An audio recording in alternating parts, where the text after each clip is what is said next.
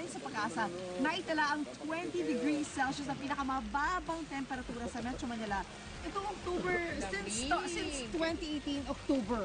Hanggang ngayon. Oo, palamig ng palamig, di ba? Nararamdaman ko yung simoy ng hangin. Actually, malamig siya, tapos mainit yung pala namin, kaya wow! Kaya naman isang relaxing treat ang ibibida namin sa inyo ngayong umaga, mga kapusa. Dahil nga malamig ang panahon, sulitin na natin yan at magpainit tayo dito sa isang hot spring resort sa Calamba, Laguna. Ang hot spring, mga kapuso, ay mainit na tubig dahil sa geothermal heat na nagmumula sa lupa. Dito sa kinalalagyan namin ni Lynn, meron silang 7 hot spring swimming pools na therapeutic dahil thermal water o mainit na tubig ang ginagamit. Nasa 37 to 49 degrees Celsius ang temperatura. Natural spring water din po ito dahil nanggagaling pa ang tubig sa Mount Makiling na nakikita niyo sa aming likuran. Ang ganda ng view actually. Teka, hindi pa tayo maluluto rito kasi up to 47 degrees Celsius.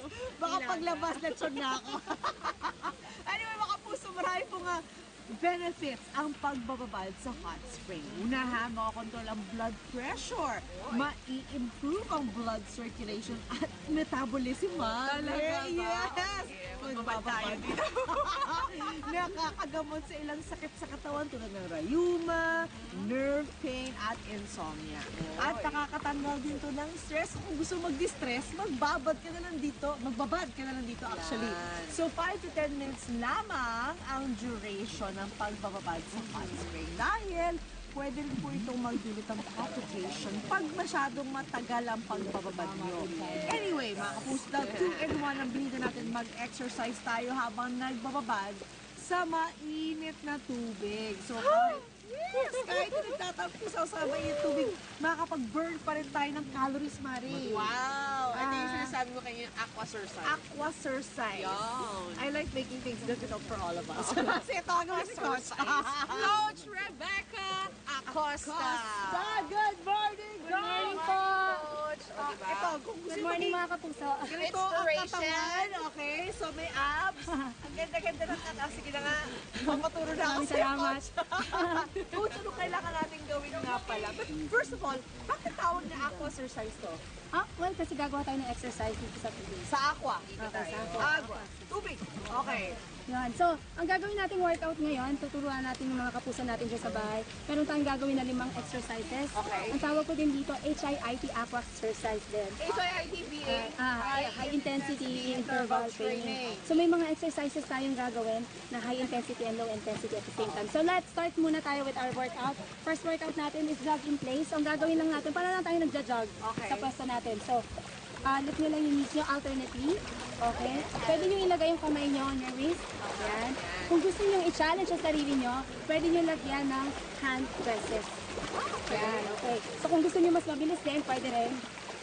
Cardio. Cardio siya. Cardio Okay, siya. yan. Parang ayaw magsabay yung kamay ko sa paa ko. Mag-gets nyo din siya. Ayaw yata mag-lift ng legs ko. Okay. So, yan yung first exercise. So, gagawin nyo lang siya for 30 seconds. Tapos, pahinga kayo for additional 30 seconds. Alright. Okay. So, ang second exercise natin is hacky sack. So, sa hacky sack, ang gagawin nyo lang, para kasi siyang country dance move.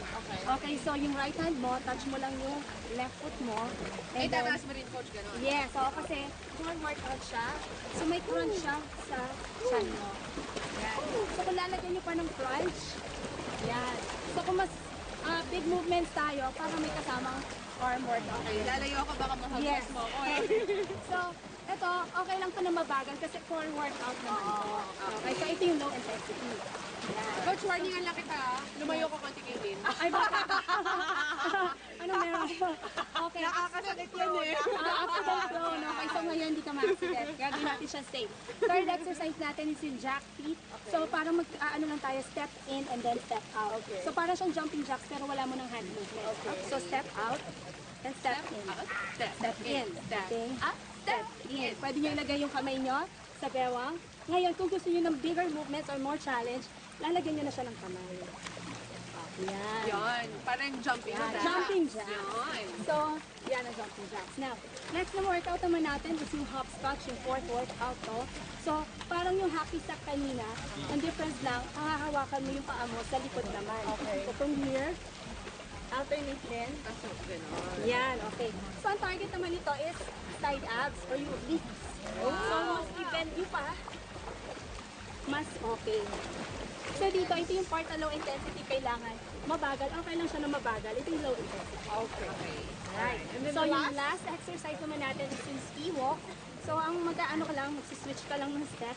So from here, ganyan. Pwede nyo ilagay yung kamay sa bewang. Okay, kung gusto nyo ma-challenge, lagyan nyo ng kamay. Para kayo nag-elliptical. Yan. Alright, pero coach nga pala, habang ginagawa niyan, is it Okay. okay lang ba hanggang leeg ang tubig or dapat hanggang Mas dito? magandang weight level lang. Weight level lang. Kasi medyo limited na yung movement natin. Okay. So gagawin nyo na siya. Kung pwede nyo siyang gawin on your own, yung 5 exercises, 30 seconds on, 30 seconds off, tapos gawin nyo lang siya ng another 3 rounds. Okay. Uulitin nyo lang ulit yung exercises na yun. Tapos tapusin nyo siya for 20 minutes. And that's enough na to work out for the day. Pero ba't nga pala to best for, let's say, thermal? Oo, sa So thermal, kasi maganda rin kasi siya dahil less impact din. So kung merong may injury ka, pwede mo siyang gawin, medyo less pressure siya sa joints and sa muscles mo. And then it also helps relieving tight muscles. And then yun nga, nabanggit nyo yung blood flow na nakakapag So marami nga talagang benefits ang And exercise. at the same time, it's much fun to do it in water. That's true. That's very true. Tsaka coach, mas nakakatunaw daw ito ng ano. Yes! Yes! Kasi mas challenging na so gusto nating lahat mawala ang fat sa katawan. That's why, let's do this! Okay, coach, Okay, go! so gawin lang natin na maiksi lang. Mag-start muna tayo sa jogging place. Yung mga 10 counts lang tayo mga kapuso. Ready na ba kayo? Yes! Ready? Jogging place in 3, 2, 1, go. Okay, pwede nyo lagyan ng kamay. 3, 4, 5, 6, 7, 8, 9, and 10. Okay, next gawin naman natin yung hacky sack. Ito yun. 10 counts, ready? Yan, And pwedeng go. steady lang. 3, 4, 5, 6, 7, 8, 9, and 10. Next, gawin naman natin jumping jacks. Ready? In 3, 2, 1, go. 1. Oh, kayo dyan sa studio, nag-exercise na din ba kayo? Join na kayo sa amin! Scotch. Okay. Ito naman. 1, 2, 3, Feeling ko hindi sila nag-exercise, pero sige, let's do it for that. Kumakain lang yata sila dun. 7, Alright! Sige, tuloy kami ng exercise dito. last one, Back ski to walk. you guys. 1, Kaya 2, nyo kasi. 3, 4, We're going to go. 5, 6, 7, 8, 9, 10. Okay, balik tayo sa jogging place. Ready? Yes, go. Jogging place. Tuloy-tuloy lang.